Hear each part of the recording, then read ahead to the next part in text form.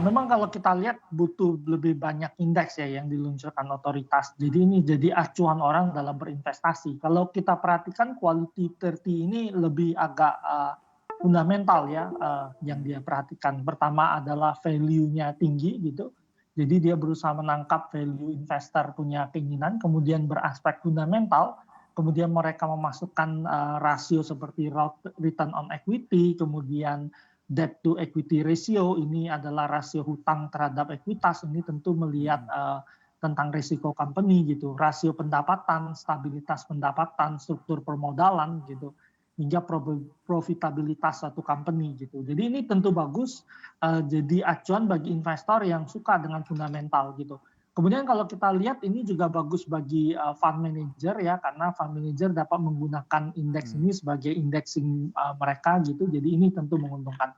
Kemudian terkait dengan indeks ESG ya, ini kalau kita lihat lebih mengarah ke ramah lingkungan ya dan governance yang sekarang jadi isu yang cukup sentral ya.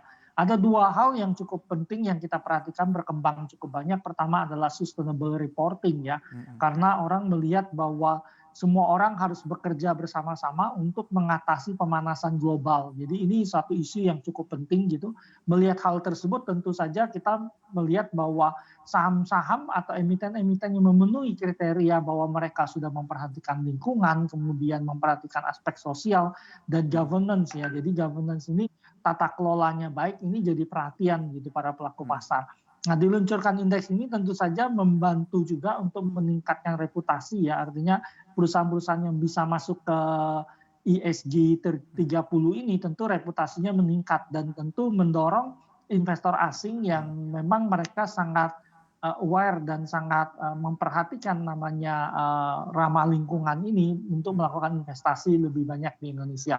Jadi tentu iya, ini dua hal yang sangat bagus yang dilakukan oleh Bursa Efek Indonesia untuk meningkatkan reputasi pasar kita dan meningkatnya reputasi emiten ya, karena ke depan emiten akan coba berlomba untuk masuk ke dalam dua mhm. indeks tersebut.